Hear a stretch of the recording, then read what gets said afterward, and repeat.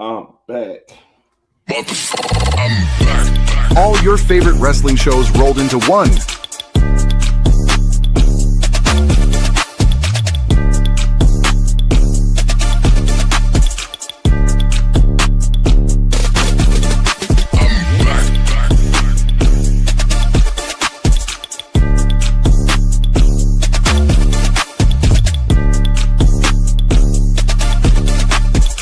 Welcome to the WeBookIt Podcast. Let's start the show.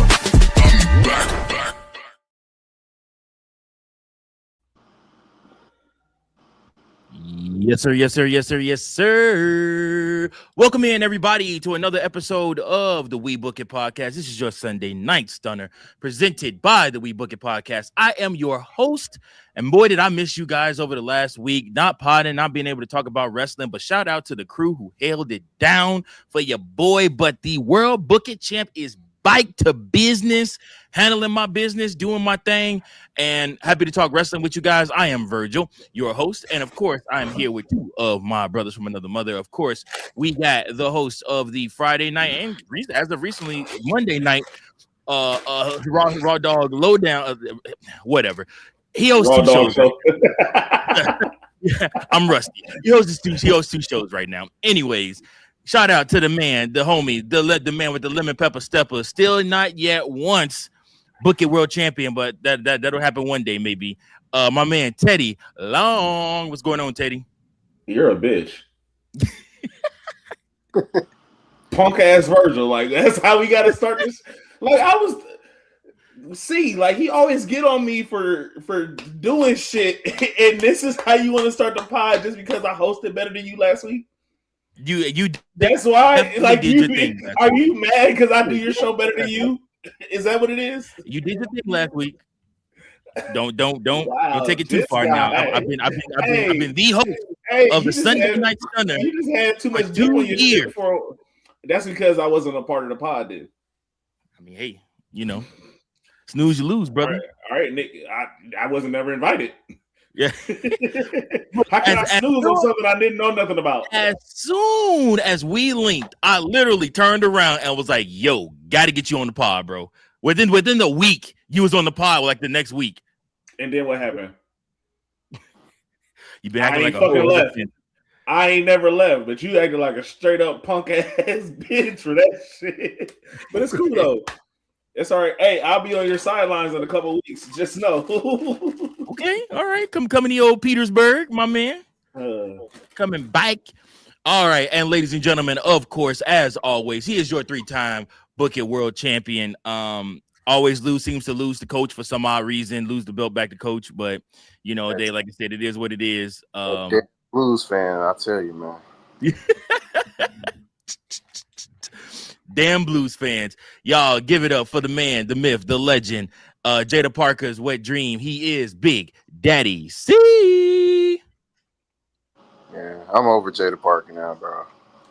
What? I'll take her. What? You can have her now. That's cool. Is it because Yeet Man been Skeet Man and all over her Yeet Man? That's part of it. Because she has gotten thicker. Yeah, she has. She posted something on social media the other day where she was showing like one of them girls in NXT was trying to bite her booty, and she said it's like she posted the caption was "bite it." I'm like, I will.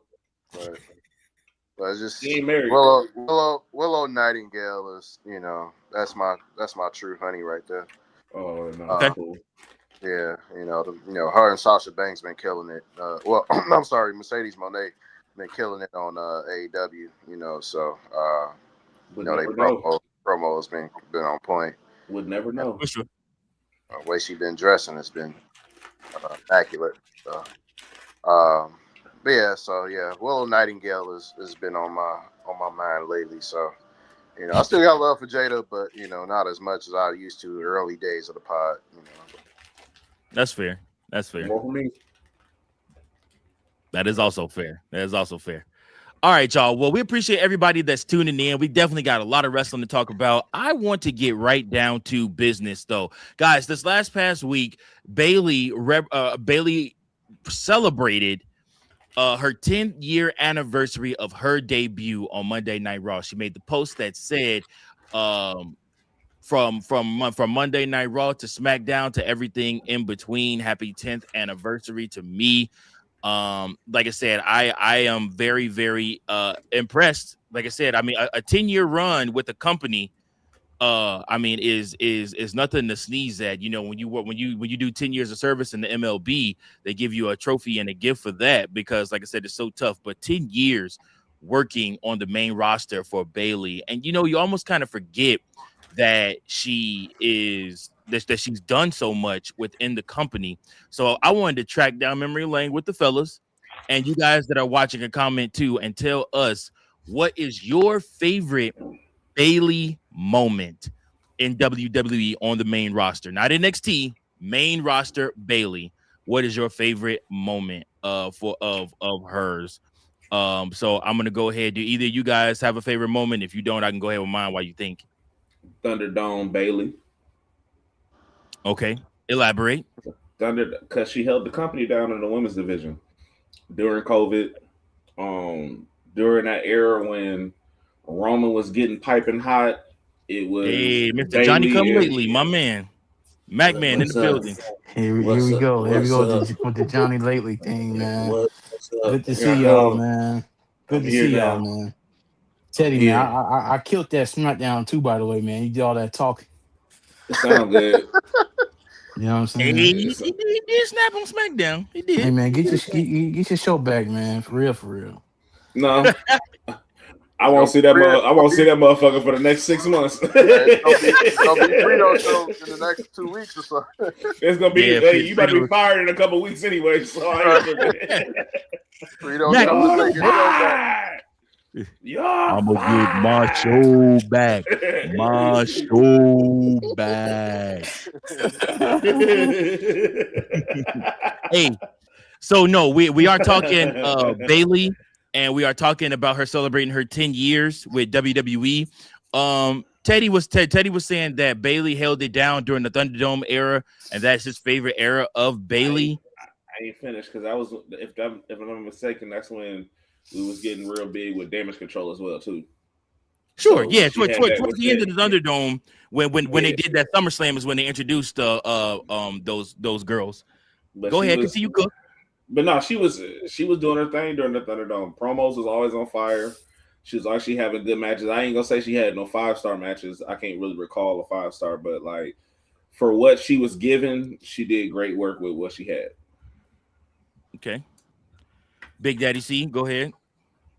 Oh, when she finally decided to stick up for herself and beat the ever loving shit out of Sasha Banks on that one episode of Monday Night Raw, because they was feuding with each other, and so Bayley kept losing or whatever, and so she just ended up snapping on Sasha and just basically just beat her ass like repeatedly on Monday Night Raw, and so it's kind of gave us a taste of what heel Bayley could be. This is still when she was still long ponytail Bayley, and with hugger version. The hugger version, and so that was one of my favorite moments because at that time I was getting tired of Sasha Banks, and so it was good to see a different side of Bayley. Runs. Yeah. So it was good to see a different side of Bayley, and everybody had wanted to see her have that edgy type of moment, where she just snapped. So it was good to see that. So that's my favorite moment from her. MacMan, your favorite Bayley moment? My favorite. I don't even know anything. My favorite was the hugging version of her. She came in when the first time she came in, fresh off that four horsewoman thing she was on. But mine would be the hugging version. I feel like that was her best work going into Damage Control. I got you. I'm gonna go a favorite moment of mine of Bayley's cash in on Charlotte Flair at Money in the Bank 2019. She won the SmackDown Women's Championship on this edition. Charlotte Flair at that time was probably on everybody's nerves a little bit. as she's found herself often to be. So the fact that Bayley went in and cashed in on her and won the SmackDown Women's Championship, I think, was huge. Everybody was sick of Charlotte Flair at that point, which is so crazy because all 4 horsewomen at one point or another have pissed everybody off, and they all have been universally loved by everybody at moments too. So, like I said, like Bayley, Hugger Bayley, I feel like was universally loved by everybody. I think Becky, when she did the stuff with Ronda Rousey, was the most over woman in WWE wrestling history. And then, of course, right now, Charlotte Flair is on her best babyface run of all time. And then Sasha Banks, I feel like, has always Monet has always Mercedes Monet. Say it with us, class. Mercedes I Monet. said Monet. As much as you butchered Sasha, okay. You just had to get your little get back because of the one comment I made, but that's okay. Oh, this is all show long. I see. I all understand. show long. Well, you know, when you're the champ, you know, you're gonna have a lot of people that hate you because you're the champ, you know. So but you ain't never won it. Asterisk. I don't see no asterisks. I see gold. I see wins. I should be co-champ. Shouldn't be nothing, boy. Ain't no nothing. I should be co-champ, man. You ain't earned it. You don't deserve it. You got to come take the title. But if you come for the king, you best not miss. Okay, Cody. Finish your story. Whatever. Finish your story, Cody. So are we doing it for Sunday night main event? No, we're not doing it for no Sunday night main event. Why not? We did it last time. That's the most predictable matches, and we don't even know the last 2 matches yet. Hold on, wait. We did it for Sunday night main event because it coincided with another pay-per-view at the same time. Right. I mean, we had 3 pay-per-views going at one time. We had NXT, AEW, and Sunday night main event. I almost want to put it on the line for the All Out pay-per-view, to be honest with you. I know it's gonna be like 15 matches, and it really is gonna be fair because nobody's watching that shit. Nobody. Wait, no. Might as well. You might as well do it for All In next week. Yeah. Put it on the line. Right. Don't be a pussy. Put it on the line. No, I am. Say it. I ain't. So that means you put AEW and Sunday night main event on that. So it's official. No, that's a lot of matches to choose from. That's a lot of tallying to do when you think about that. That's like 20 matches, bro. If you've never had to sit and tally up everybody's wins and stuff like that, you will understand why it sucks so bad having to do that like the three PLE type tally and stuff. Like it's cool when it's just one, but to have to go back and then half the people don't fill it in on the actual scorecard, so I have to go between the scorecard and then go through messages. The last time I had to go through messages to get it to look at everybody's SummerSlam picks, I'm like, bro, I hate all of y'all. This shit sucks so bad. But yeah, back to Bayley though. Her cash in on Charlotte Flair, I feel like was probably her biggest moment in her career. It was definitely something that I appreciated. She still was Hugger Bayley at that point too. And there were no mid-card titles. I always looked at Bayley, and maybe I'm wrong in this. I always looked at Bayley like the second tier horsewoman out of the 4. I always thought that Charlotte and Becky were the money. Like I said, and I thought Sasha was the best worker. And then, like I said, I just thought Bayley was your Sting almost, just like the woman that was just always over, you know, and can get over, you know, and stuff like that, and just, you know, could get the crowd behind her and stuff like that. So, do you guys think Bayley is the most underappreciated horsewoman of them all? You know my stance. No, I don't, but you can elaborate because it's a podcast and everybody wants to hear what you have to say.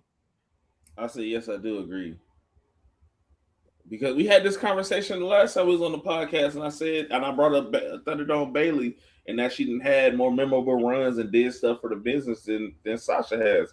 Except Sasha having the first ever women's main event. Was it the women's main event, or was it just the first black women's main event?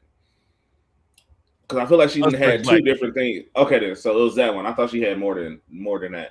But other than that, like hell, her title runs was only 2 weeks long at a time.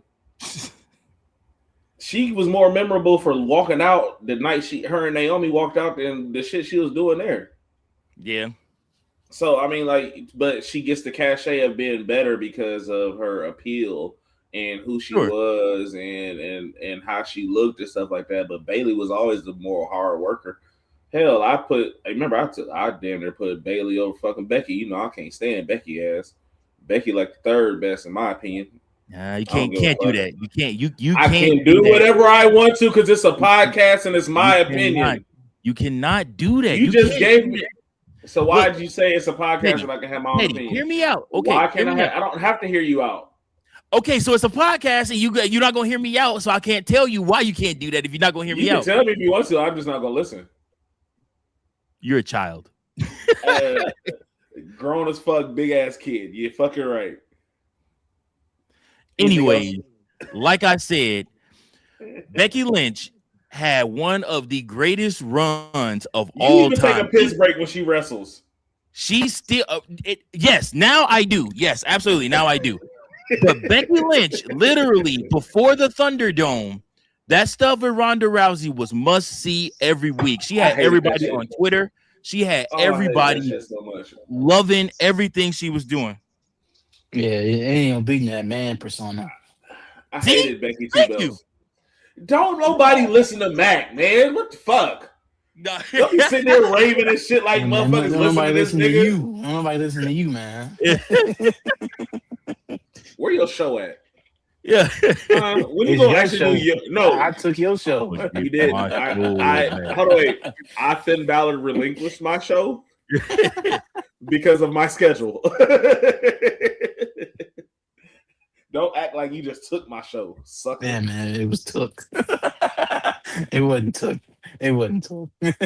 No, it's okay because Frito's taking his show back in like 2 weeks, so it's like it ain't even gonna be us no more. Man, I'm moving on Friday, so I really can't do it on Friday.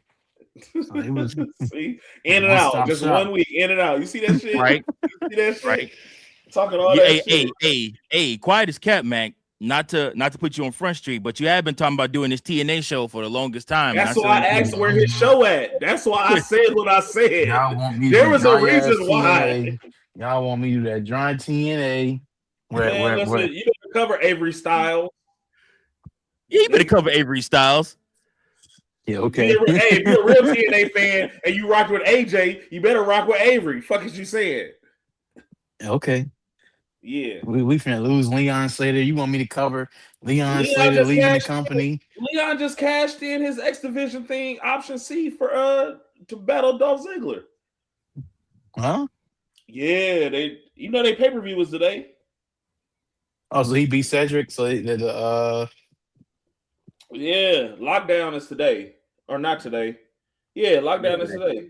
Is it today or yesterday? He already Leon won. I just seen it that he said he's gonna cash in for the World Heavyweight Championship against Nick Nemeth.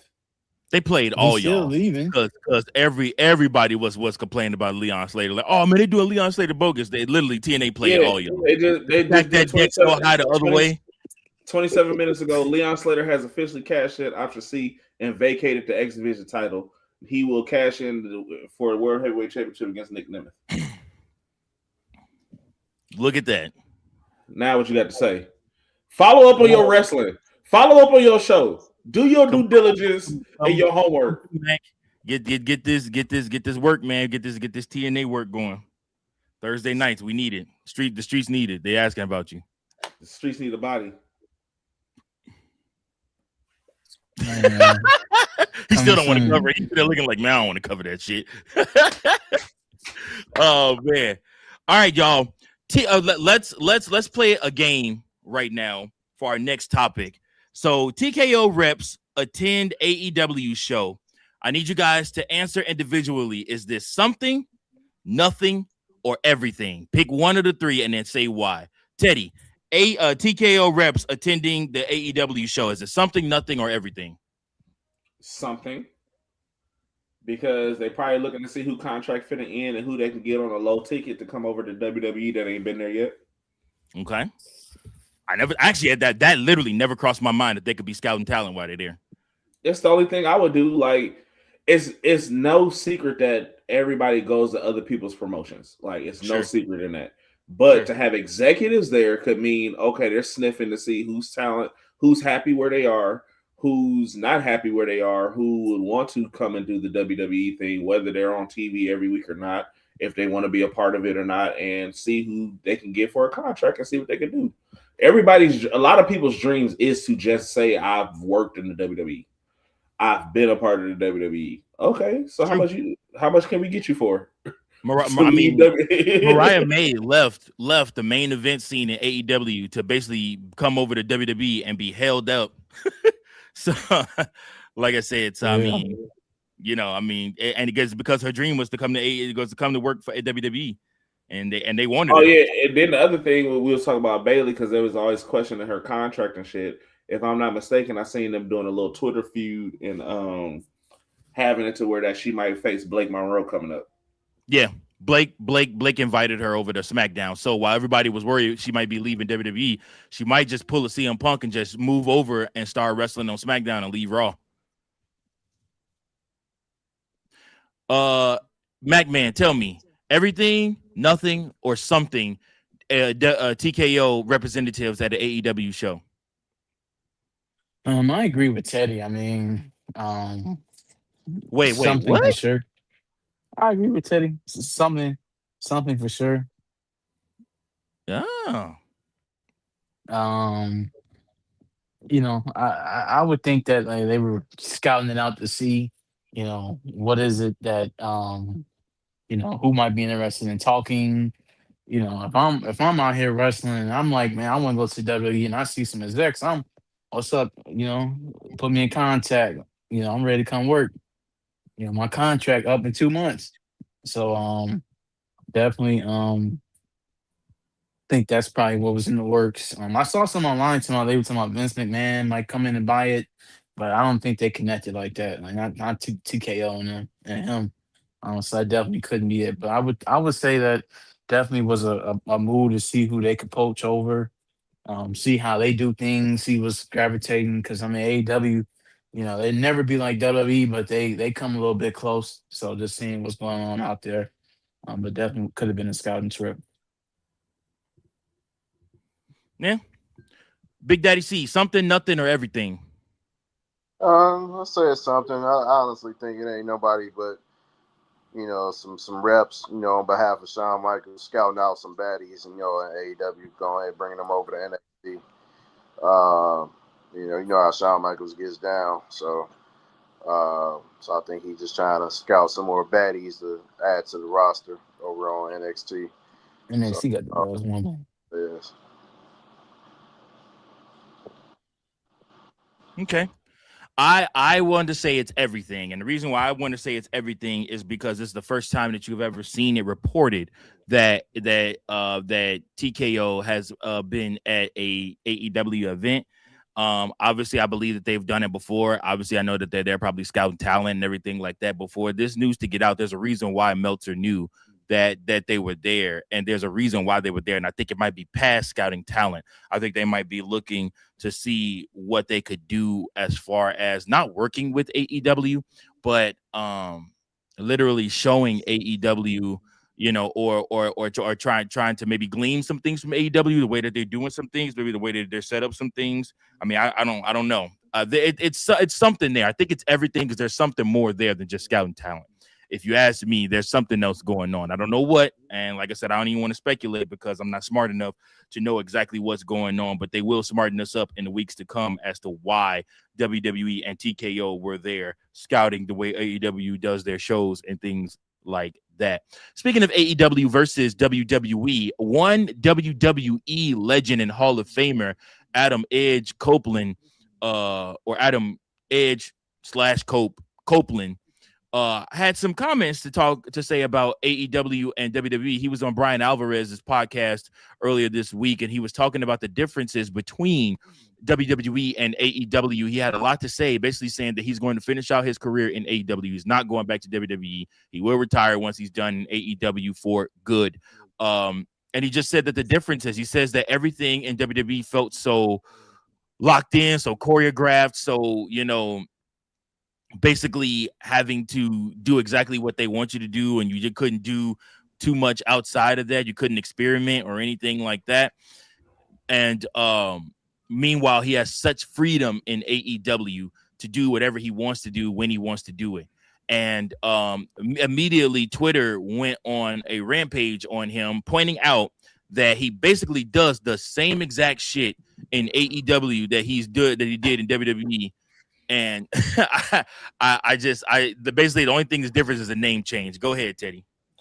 I said the same thing about Jon Moxley, aka Dean Ambrose, when he was complaining about having creative control to do what he wanted to do in WWE, and then he goes to AEW and literally does the exact same thing, just adding more members than 2 other people in his faction.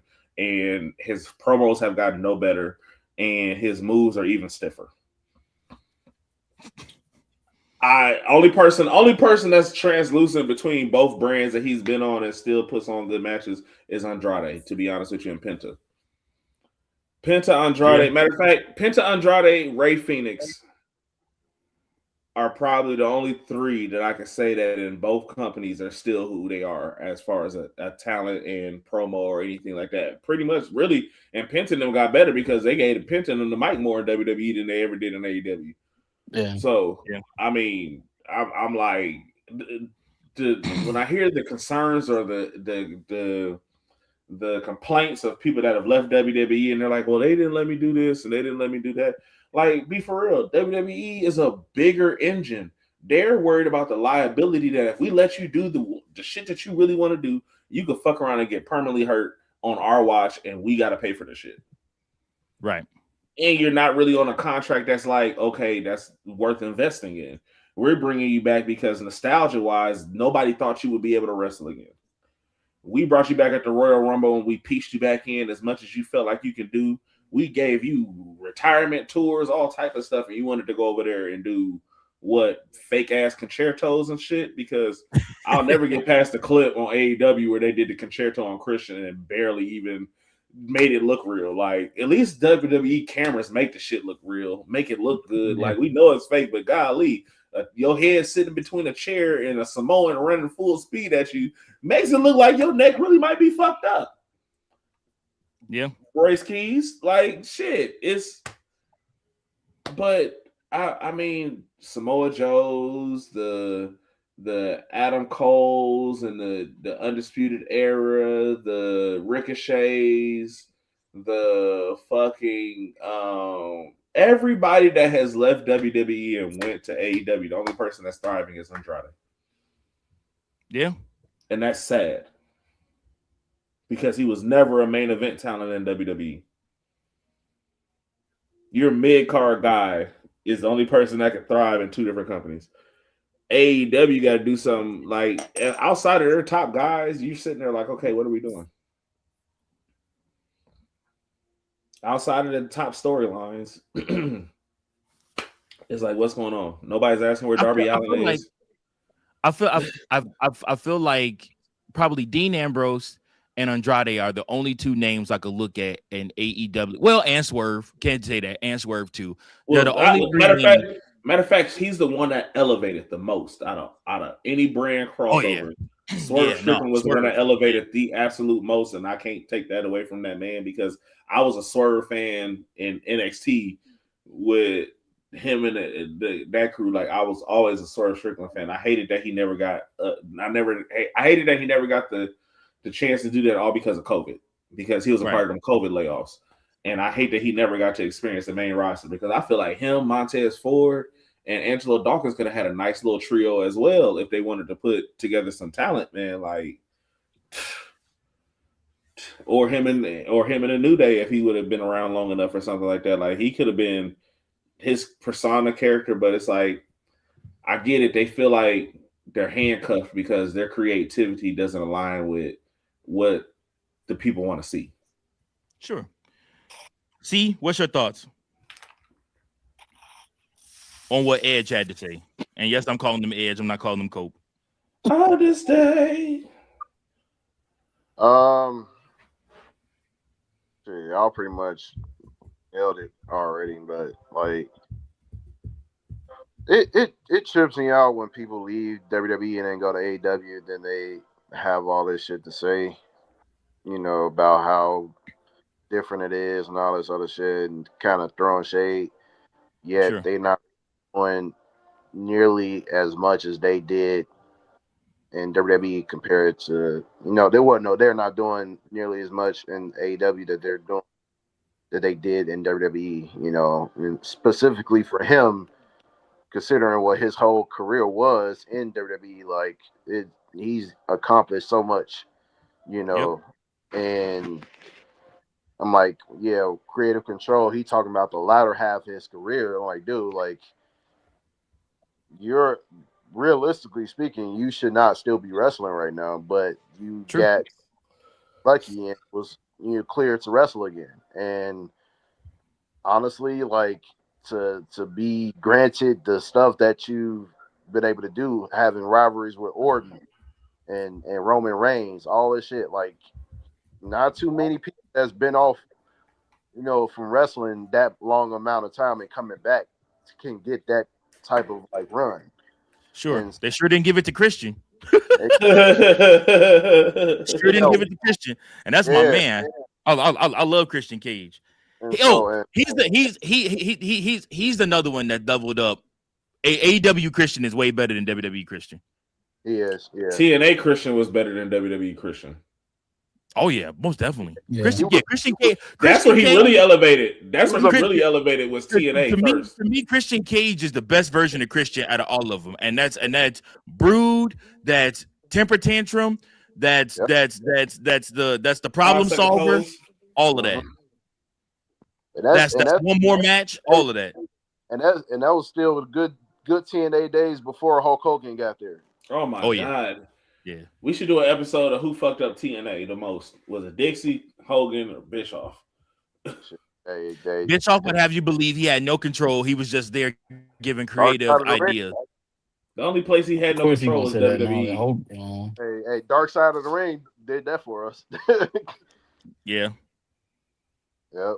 I think it was the combination of the three, honestly. Like mainly Hulk and Eric and Dixie just, let it happen. For sure. Yeah, Man, your thoughts? Oh, sorry, go ahead.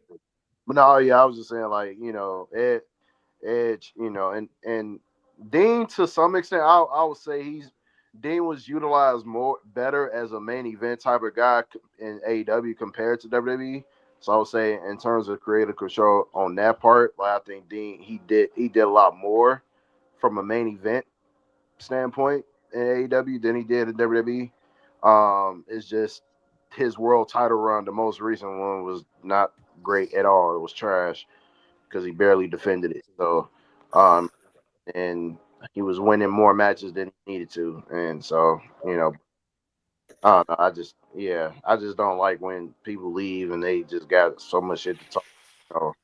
Like if it's warranted, cool. But like to some extent, a lot of it was warranted. Like at the time, Vince. Shit, the way he was running shit, it pissed a lot of people off. So, they left and went to. But like now, I think things are a little bit better to some extent, but I just think if you left already and you feel like you're doing a good job, you think things are better at other companies, that's cool. But you ain't got to keep beating a dead horse. We know what it is. Facts. All they want to do is, oh my God. I didn't like this. I didn't like that. Okay, you fucking get it. Bruce Pitcher, they the best. Fucking Road Dogg wasn't great. The storytelling and shit sucked. We get it. What the fuck else you gonna talk about? It's the same shit over and fucking over. But then you go to this company that has horrible storylines and you're doing the same shit, but you're getting to do it with your friends and you feel like you have more leeway with shit because they're not holding you accountable to a lot of shit. And then what the fuck is it? Right. Like, your thoughts on what Edge had to say? I mean, this is you headed to a company that's not as established as the company that you've been in for all this time, like what more would you expect? You know what I'm saying? Like WWE is like billions of dollars worth. AEW worth like what, a couple hundred million? You know what I'm saying? Yeah. So it's like what more could you know what I'm saying, like expect? Like WWE has like sponsors, networks, everything else they gotta answer to on what's going on. So of course it's gonna be a lot more strict in that situation. And then you pushing 50, by the way, too. So it's like, what more is there for you to do? You know what I'm saying? Like we focusing on the tribal chief, American Nightmare, you know what I'm saying? So um of course, him going to AEW is gonna feel a lot more lighter for him because number one, you know, they want people from WWE, so they're gonna give whatever it is as an incentive for you to come over there and rep that name. And they're gonna So, hit you on Collision so it's like, you know, in Ring of Honor. it's not really much that can happen. That can happen Uh, for him. can I say this? Sure. Because it really irked my soul that the Blackheart went there and they were hyping that man up, gave him the TNT championship, strapped that motherfucker 2 days later, and he ain't seen gold since. Yeah. That man been on Collision, ain't been on Dynamite. I ain't seen him on the main show since he lost that TNT title. Right. And it's like they He had a and feud I'm with Chris like, Jericho for a minute, but and what happened to that? We seen it on Collision. that's true. Like I'm bothered by that because it's like y'all hype up these former WWE talents, you bring them over, and then you drop the ball even more with them, a la Keith Lee. Because okay, so how do you view Collision? Do you view Collision as heat, velocity, WWF jacked? Is that how you view it? Not like I view Raw and it. SmackDown. I view it as Dynamite is Raw and SmackDown. Collision is NXT mixed with TNA. Okay, that's fair. And then Ring of Honor is just Ring of Honor. Like it's always been their own thing. I think in Tony's eyes, he wanted Collision. I think the original plan was Collision was going to be Punk's show. He was going to have a separate title over there, and you were going to be able to fight for that AEW title over there. And he was going to keep the Bucks and what's the name away from. He's going to keep the Bucks and Omega away from Punk, and that way Punk just works Saturdays, and Punk would be like, "Oh, we don't do this over here on Saturdays," and da da da da da. All of that stuff. And that was going to be the real wrestling show or the sports entertainment version show, almost a la WWE, versus you can go to Dynamite. You can do whatever the fuck you want to do because, you know what I'm saying, the Bucks and Kenny would be in charge over there. So it was meant to be their own competition, as in a la SmackDown Raw. But yeah, you're right. I mean, Collision just doesn't pull the type of crowd. It's a Saturday show. Like Saturday wrestling has not been popular since the 90s. And even in the 90s, it was hard as hell to get people to stay at home on a Saturday night and watch wrestling outside of a pay-per-view. If it was a pay-per-view, you're cool. But there was a reason why pay-per-views were done on Sunday nights when people were at home chilling versus a Saturday night. A couple of reasons. Well, one, Vince McMahon, you know, like I said, he basically what he would do is he would tape the show or book the town for 2 nights and do the Monday Night Raw after in that place once they went live, or he would tape the Raw ahead of time and then do the pay-per-view after that. So just to cut down costs and stuff like that. But like I said, I mean, I don't know. The best thing is when it went live. Yeah, because now all the storylines coincided, because there was also the issue they was running up against was the time you tape something, somebody gets hurt after that, and you can't really run the storyline the right way because of what you taped and what's live and stuff. Or you got Eric Bischoff bitch ass telling everybody what you're doing already. Yeah. And see, here's the thing with wrestling, the only thing that worked on a Saturday morning was like WWF when they had the recap of the week, and it was done on a Saturday morning. Like early in the morning at like 9 o'clock when you're watching your cartoons, you can either flip between that stuff, you know, because by 12 o'clock you out the house. Yep. Really by 11, but 12 o'clock pushing it, you out the house, you doing something. So it's just to come home and watch wrestling at 6 o'clock, 7 o'clock didn't make sense. It's true. Very true. But I ain't gonna hold y'all. That WCW on Saturday. So WCW used to come on twice on Saturdays. It used to come on in the morning. daytime. You used to be able to watch WCW. And and then they used to be able to watch WCW at night. It was called what? Saturday what? What was the name of that show? Because I remember because it was the little gray set that had the doors that slid open. Yep, the spaceship door. Yep. So that was WCW Saturday night. Like I said, because I didn't have cable, so I couldn't watch Thunder or Nitro. I had to watch I had to watch WCW Saturday, and then for the real hardcore fans that grew up in Chicago, WJYS 62. If you stayed up to 11 o'clock at night, the hour before Girls Gone Wild would come on, you would have ECW. You have an hour of ECW you could watch too. Oh, bro, when ECW was on Spike TV or TNN. Yep. Was that TNN? Yeah. Bro, and it's crazy because they never was consistent weekly. It'd be like 1 month. They'd be like one ECW episode a month, bro. Like you catch it once a month on a random Friday night right before either Slam Ball or the Roller Derby would come on TNN. It would be them shows, and ECW would pop on for an hour and a half. That's how I got introduced to Rob Van Dam and the Dudleys. That's how I knew who they was. Like Mike Awesome, New Jack, New Jack.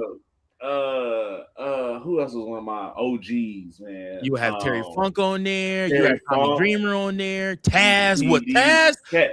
Literally, Taz was different. When Taz actually came, he was a different breed. Because Sabu and them boys, boy. Taz and ECW was Roman Reigns level of untouchable, bro. Like he could do no wrong in that joint. Like I remember Bam Bam Bigelow falling on top of him through the stage in ECW because he put him in the Taz mission, bro. That was their spot. I remember they talked about that spot. Like he was like, just jump back. And it's just a flat bump. And they was like, man, they was literally in there laughing when they went through the mat. They was like, we got him. We got him. But yeah, even Bam Bam in ECW was a different breed than what he was at WCW or WWF. Yep.